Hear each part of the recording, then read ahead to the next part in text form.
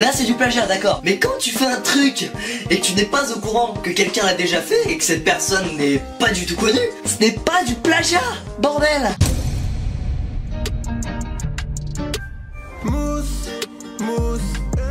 est là pour mettre en lumière les mauvaises personnes, les fous.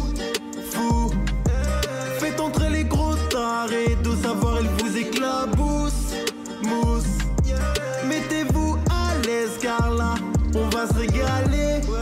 Mousse, abonnez-vous et likez si vous avez kiffé.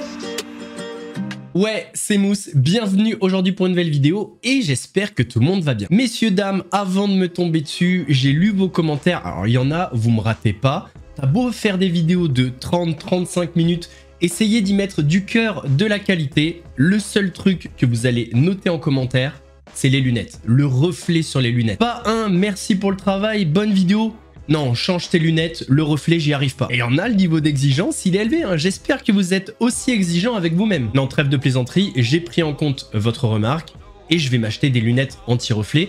En attendant, s'il vous plaît, soyez sympa. Laissez-moi avec mes petites lunettes anti-lumière bleue, parce qu'entre les deux écrans et les 3 spots lumineux, si je mets pas ces petites lunettes, dans 15 vidéos, je vous chante sous le soleil des tropiques. Bon, je crois que le message est passé, vous avez compris, et vous allez accepter tout ça avec énormément de bienveillance.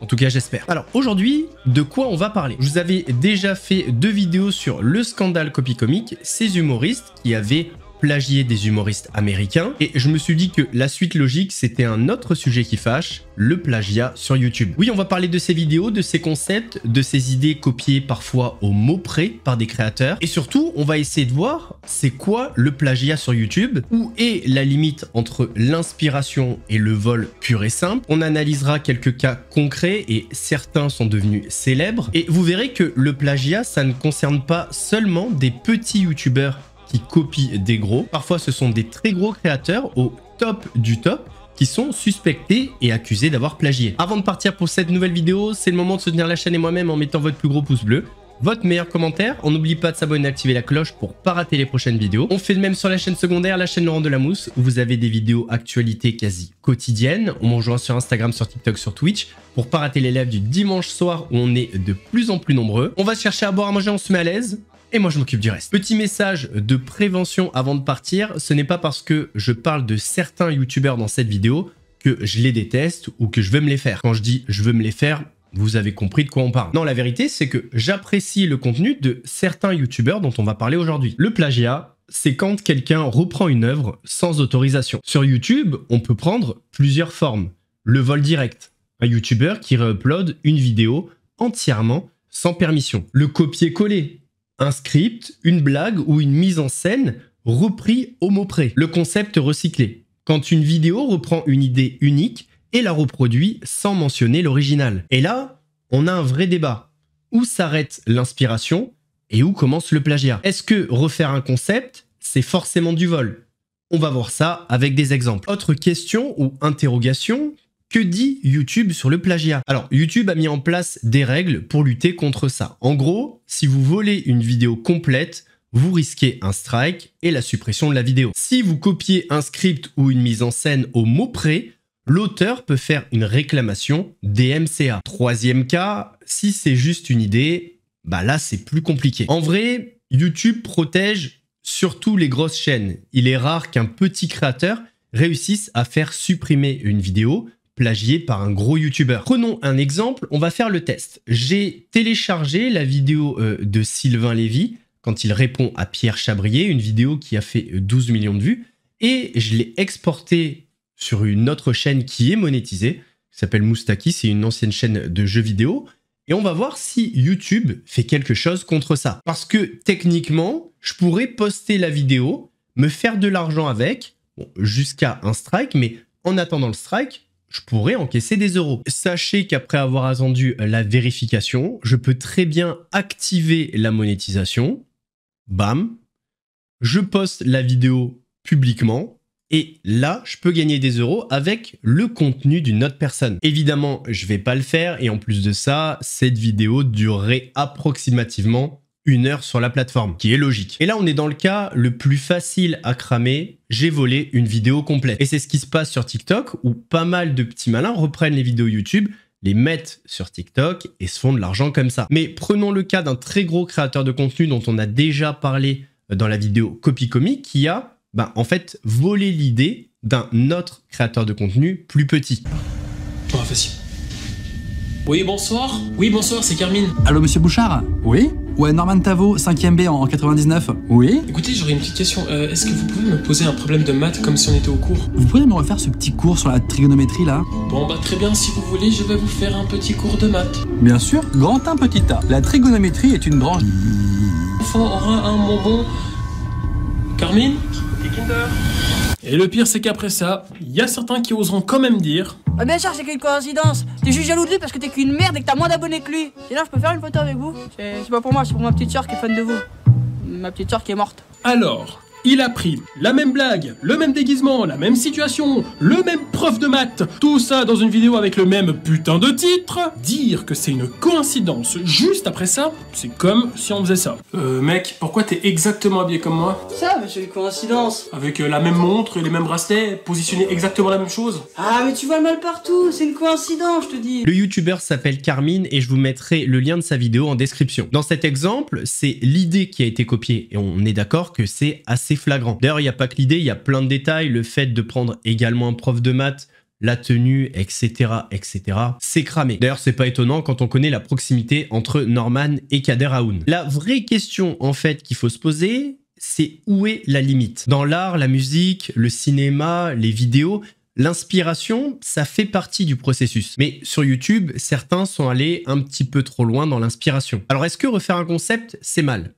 Peut-être pas. Mais ne pas citer les sources, si tu refais une vidéo dont tu t'es inspiré, là, c'est problématique. Et là, je vais me prendre en exemple. Parce que oui, sur 2 vidéos, certains commentaires m'ont accusé de plagiat. Il y a environ 3 ans, un créateur du nom de Maxella a fait 3 vidéos sur un dénommé Pierre Orca. Et il y a 6 mois, j'ai décidé à mon tour de faire une vidéo sur Pierre Orca parce qu'il y a eu du nouveau sur ce personnage. Il a été attrapé en Russie. Bon bref, je vous invite à aller voir la vidéo. Et quand j'ai fait ma vidéo sur Pierre Orca, j'ai commencé par quelque chose que je fais tout le temps. J'ai présenté le personnage. Et c'est pas si évident que ça à présenter Pierre Orca puisqu'il avait un petit peu disparu des réseaux. Donc il faut se référer à ce qu'on a. Et ce qu'on a de mieux, c'est les vidéos de Maxella. Et faut comprendre une chose, j'ai pas le même public que Maxella. Et certains fans ou abonnés de Maxella m'avait mis en commentaire « Ouais, t'as plagié Maxella ». Et en soi, je peux comprendre, mais techniquement non. Non, parce que toutes les vidéos de Maxella sont en commentaire et dans la vidéo, je me cache pas du tout. Et Max a détecté 6 critères chez Pierre Orca. Par exemple, pour le discours antisocial, on l'entend dire que quand il y a un nouveau-né, il faut absolument pas lui faire les vaccins. D'ailleurs, il sous-entend que lui, pour son fils, il n'a pas fait les vaccins, il a refusé alors que c'est des vaccins obligatoires. Quand un enfant il naît, il doit avoir 11 vaccins. C'est la loi, hein, voilà. C'est-à-dire que le mec vient de mourir, le mec vient d'arriver sur Terre, on lui fout 11 vaccins dans la gueule. Super. Moi, je les ai tous refusés. Donc du coup, j'ai pas fait vacciner mes gosses. Et je peux comprendre que certains abonnés étaient dérangés par ça. Mais pour faire connaître ce personnage à mes abonnés, il fallait bien utiliser des passages de la vidéo de Maxella, notamment tous les clips qu'il a documentés dans ses vidéos. Et du coup, on en arrive à cette grosse vidéo avec pas mal de passages de Maxella. Donc dans le cas échéant, ce qui fait que c'est pas du plagiat, c'est parce que j'ai mis toutes les sources en description. Et d'ailleurs, plein d'abonnés sont allés voir les vidéos originales. Et d'ailleurs, depuis, il y a d'autres vidéos qui ont été faites sur Pierre Orca, comme par exemple par ce créateur de contenu Julano.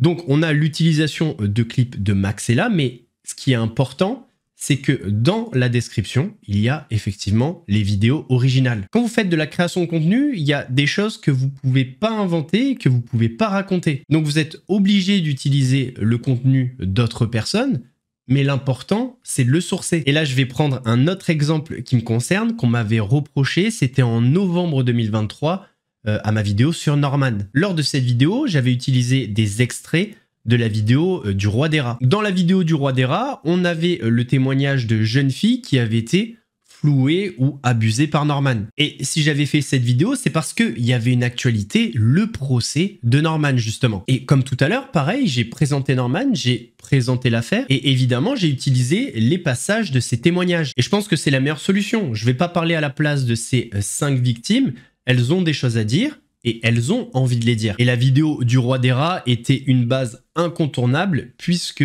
ces personnes ont accordé une interview au roi des rats et à lui uniquement. En vrai, aucun sujet n'appartient à personne, mais dans l'inconscient collectif, certains sujets appartiennent à des créateurs. Pour certains, à partir du moment où le créateur a été le premier à en parler, le sujet lui appartient. Mais c'est pas vraiment comme ça que ça se passe dans le fond. Si d'autres créateurs veulent parler de ce sujet, mais y apportent de la nouveauté, alors pourquoi pas? Mais en fait, il faut voir YouTube comme un livre avec des chapitres. Certaines personnes n'ont pas besoin de revenir sur les anciens chapitres, ils ont juste besoin de nouveautés, mais certaines personnes n'ont jamais ouvert ce livre. Donc il faut tout leur expliquer depuis le début. Et c'est là aussi toute la magie de YouTube, parce que tous les compteurs ne sont pas les mêmes. Il y a certaines personnalités qui vont faire que le public va accrocher ou pas. Vous prenez 10 créateurs de contenu qui parlent d'un même sujet, et les 10 ne vont pas faire le même nombre de vues. J'avais un petit peu envie de commencer par des exemples qui me concernent, pour vous montrer que les accusations de plagiat, ça peut concerner, alors je vais pas dire tout le monde,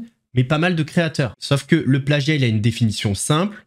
Est-ce qu'il y a les sources ou pas? Donc au final, c'est assez simple de trancher. Mais bon, il y a la définition stricte et la définition dans la tête des gens. Mais vous allez voir que pour certaines accusations, pour certains cas, on n'est pas à pinailler sur la définition. On est sur des trucs plutôt flagrants. Commençons par un des plus gros youtubeurs français, Squeezie.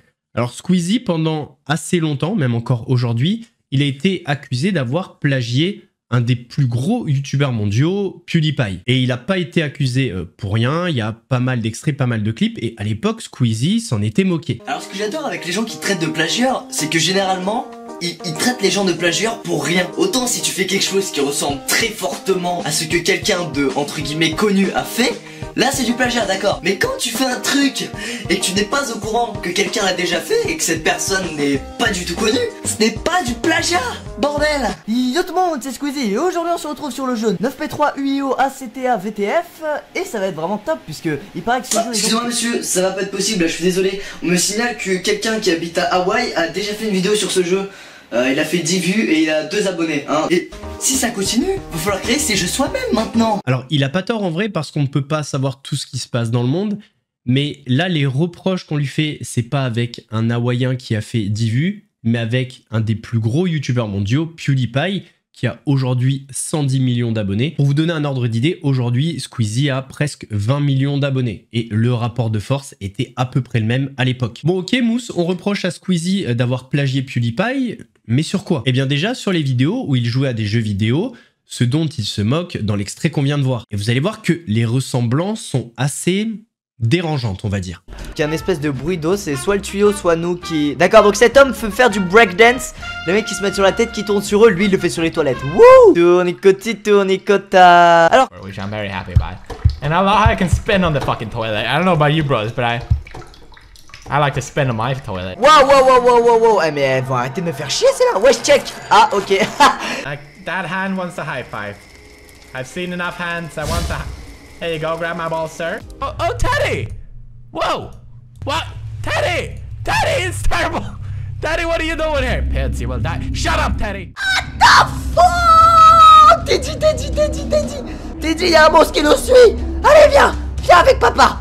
Viens avec papa. Alors c'est vrai que n'importe qui aurait pu appeler l'ourson Teddy. C'est vrai aussi que n'importe qui aurait pu vouloir faire un check avec une main par terre. Et c'est vrai que n'importe qui aurait essayé de faire un spin sur les toilettes. Mais concernant les toilettes, ce qui est important de savoir, c'est que Squeezie a réalisé cette action dans la même temporalité que PewDiePie. C'est-à-dire qu'il a fait les spins avant de faire les actions dans le jeu, exactement comme PewDiePie. Le thème de ma chaîne étant le même que la chaîne de PewDiePie et que d'ailleurs des tas d'autres, à savoir le fun et les jeux vidéo, on risque tout simplement d'être fortement intéressé par les mêmes types de jeux, voilà. Du coup, quand un nouveau jeu indépendant what the fuck ou d'horreur sort, il y a 99% de chances pour que PewDiePie sorte une vidéo dessus avant moi, parce qu'il fait 7 à 14 vidéos par semaine et que j'en fais que 3, voilà. Et en soi, ça aurait pu s'entendre, mais les similitudes ne s'arrêtent pas là. Il y a 5 ans, en juillet 2019, Lou Solitaire, qui est un créateur de contenu sur YouTube, je vous mettrai le lien en description, a sorti une vidéo pour afficher le plagiat de Squeezie. La vidéo s'appelle Squeezie et plagiat en une vidéo. Et ça tape fort. Épisode 1. Tu t'habilles exactement comme Félix pour chasser tes Pokémon. Mais je suis conscient que ce n'est pas recevable. Pour dire que c'est une copie pure et dure. Donc avançons. Épisode 2. Lucas fait du kart et Félix fait du kart. Épisode 3. Lucas va à la mer avec un jouet gonflable. Et qu'a fait Félix auparavant? La même as-tu dit bendo na bendo? Mais donc bon, la vraie question. Plagiat ou pas plagiat? Autant si tu fais quelque chose qui ressemble très fortement à ce que quelqu'un de, entre guillemets, connu a fait, là c'est du plagiat, d'accord? Parlons maintenant des miniatures. Ne trouvez-vous donc pas que c'est allègrement Excalibur Tatum de constater une forte ressemblance entre les miniatures des deux protagonistes? Et vous savez comment Squeezie s'en justifiait et s'en justifie toujours de par son utilisation récente du procédé, trouvant ça normal de prendre les mêmes idées de miniatures qu'un anglophone a déjà créé. Et je sais ce que vous êtes en train de vous dire. Ouais, ok, 3-4 vidéos sur les 1700 qu'il a sortis, c'est rien. Et vous avez raison. Le fait qu'il était accusé comme ça d'avoir plagié sur certaines vidéos n'enlève pas son talent pour tout le reste. Et on peut faire le parallèle avec l'affaire Copy Comics, comme certains l'ont relevé dans les commentaires des deux vidéos. Ce n'est pas parce que certains humoristes se sont inspirés ou ont plagié 3 ou 4 blagues que ça remet en question ou en cause toute leur carrière. D'ailleurs, concernant Squeezie, on était plus proche des prémices de l'inspiration américaine côté français, tous ces créateurs de contenu qui traduisent des vidéos américaines qui ont cartonné aux States, que du plagiat. J'ai même envie de dire qu'on était presque sur les trends actuels comme sur TikTok. Aujourd'hui, sur TikTok, il y a pas mal de sketchs qui se font et qui sont repris par d'autres et on appelle ça des trends. J'ai l'impression qu'avec Squeezie, on était un petit peu dans ça. Même si on peut qualifier ça de plagiat, puisque l'inspiration n'a pas été sourcée. Bon, et pour ça, il faudrait qu'il avoue que PewDiePie a été l'inspiration, mais là, c'est encore autre chose. Parce qu'il est vrai que deux personnes ne se connaissant pas peuvent faire la même vanne. C'est vrai. Mais sur le sketch de Pokémon Go, par exemple, ça me paraît un peu tiré par les cheveux. Mais bon, on va maintenant rentrer dans un cas qui correspond encore plus au scandale Copy Comics. C'est un créateur de contenu qui copie des créateurs américains sans l'assumer, sans jamais sourcer, sans rien. Ce créateur de contenu s'appelle Unchained. Quel est le meilleur, le logo normal ou le logo réaliste? Bon, il est vraiment cool le réaliste, mais je sais pas pourquoi il me fait flipper sa mère. Je préfère rester sur le logo normal de Burger King. Oh, vraiment pas mal. Alors, par contre, Twitter, c'est plus un oiseau, maintenant c'est un X. Mais si je devrais choisir, je pense que je garderais le réaliste, parce que je trouve qu'il est trop mignon. Ok, on passe sur Nike. Alors, je comprends ce qu'ils ont voulu faire en faisant une chaussure logo Nike, mais ça fait trop bizarre. Je préfère rester sur le normal. Ah, c'est vrai que le M de McDo, on pourrait croire que c'est des frites, mais ça fait un peu sale. T'imagines tous les logos des McDo au monde, c'est des frites. Tu pourras pas me faire changer, je préfère le normal. Maintenant, c'est à toi de décider. Si tu préfères le logo normal, double tape sur l'écran. Par contre, si tu préfères le logo réaliste, clique sur le bouton s'abonner, juste ici. Ce qui est un petit peu flag dans cette vidéo, c'est qu'il a exactement les mêmes choix que le créateur original. Apparemment, ces 5 étapes vont te faire bailler. 100%. Première étape, tu vas devoir mordre. Apparemment, ces 5 étapes vont te faire bailler. 100%. Première étape, tu vas devoir mordre ta lèvre une fois.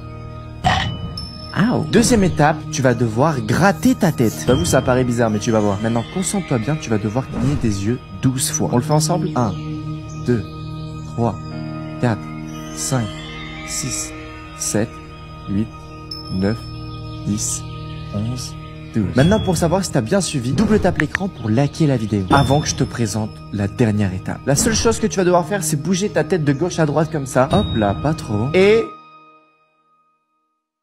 Vidéo postée après, le moment pour double tap et s'abonner exactement au même moment. Voici des moments parfaits capturés en caméra. Ce gars faisait des tractions sur une barre de gymnastique en plein air, quand tout à coup, elle s'est brisée pile au bon moment pour pas qu'il se blesse. Un cochon d'Inde et son maître ont eu la même réaction face au bruit du tonnerre. Ce mec a attrapé le chapeau de son pote et l'a jeté dans la foule et il est tombé parfaitement sur la tête d'un passant. Ce type est capable d'invoquer la foudre avec son poing et ces deux médecins sont habillés de la même façon et sont parfaitement synchronisés. Mêmes images, même durée, au mot près.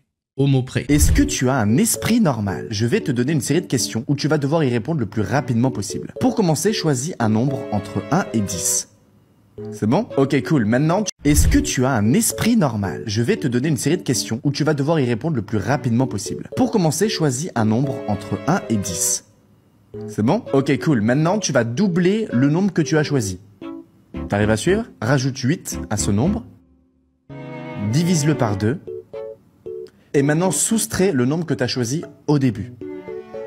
Bien. Maintenant, avec le chiffre que tu as, tu vas pouvoir trouver la lettre qui va te correspondre. Imaginons ton chiffre c'est 1, tu prends la lettre A. 2, tu prends la lettre B, etc., etc. T'as ta lettre? Maintenant, choisis un pays qui commence avec ta lettre. Incroyable. Maintenant, tu vas prendre la lettre d'après. Exemple, avant ta lettre, c'était B. Là, tu choisis C. Ou avant, c'était C. Là, tu choisis D. Et maintenant, choisis un animal qui commence avec cette lettre. Nickel. Et dernière étape, choisis la couleur de ton animal. Il peut y avoir plusieurs versions. C'est bon, t'as la couleur? C'est bon, le test est fini. Du coup, si tu as pensé au Danemark avec un éléphant gris, ça veut dire que ton esprit est normal. En fait, ce que vous venez de voir, vous le prenez et vous faites un parallèle avec Copy Comic. Dans Copy Comic, on reproche à des humoristes français d'avoir pris des sketchs américains. Bah là, c'est exactement la même chose en fait. Donc si vous avez considéré que par exemple Thomas Sisley ou autre, c'était du plagiat, bah là, c'est forcément du plagiat. Et encore, dites-vous que même si c'est très flag avec Unchained, il y a des cas qui sont bien plus polémiques que ça. Bon après, ce qui est fou avec Unchained, c'est que le mec est complètement dans le déni. Parce qu'il ne fait pas que copier les vidéos, il copie également les miniatures. Et d'ailleurs, il avait pris des coups de pression de créateurs aux États-Unis. Pour lui, peu importe le sujet, ce qui fait que la vidéo est unique, c'est parce que le créateur est unique. Sauf que ça marche pas comme ça parce que le fond, c'est ce qui demande le plus de travail pour le coup. Parce qu'une chose est sûre, quand vous êtes créateur de contenu, il y a forcément des moments où vous avez du mal à trouver des idées. Et même parfois, quand vous avez l'idée, eh bien, vous avez du mal à écrire le script de cette vidéo. Et même parfois, quand vous avez écrit le script, une fois que vous êtes devant la caméra, bah vous avez du mal. Donc si le fond, c'est déjà ok parce que vous prenez des contenus américains et que vous les traduisez, ça enlève une belle épine du pied. Mais bon, si ça a marché avec Unchained, c'est parce que le contenu est simple, on va dire. Dans le prochain épisode, on verra que pour certains types de contenus, prendre le contenu et le traduire, ça suffit pas. Ça demande énormément de travail. Et pour ça, on parlera du cas Feldup. En tout cas, messieurs, dames, j'espère que cette vidéo introduction vous a plu. Vendredi, on ira un petit peu plus profondément dans le sujet avec d'autres cas. On parlera de Feldup. Spoiler alert, il n'y a pas de plagiat. On parlera de Tsukio Power, qui est maintenant Théo Malini. On parlera de Thibaut InShape, de Mad Podcast et de bien d'autres créateurs de contenu. En tout cas, messieurs, dames, j'espère que la vidéo vous a plu. Si c'est le cas, votre plus gros pouce bleu, votre meilleur commentaire. On n'oublie pas de s'abonner, d'activer la cloche pour ne pas rater les prochaines vidéos. On fait de même sur la chaîne secondaire, la chaîne Laurent Delamousse, où vous avez des vidéos quasi quotidiennes sur l'actualité. On me rejoint sur Instagram, sur TikTok, sur Twitch pour ne pas rater les lives du dimanche soir à 21h30. Nous, on se donne rendez-vous vendredi pour la deuxième partie. En attendant, prenez soin de vous. Mousse vous salue.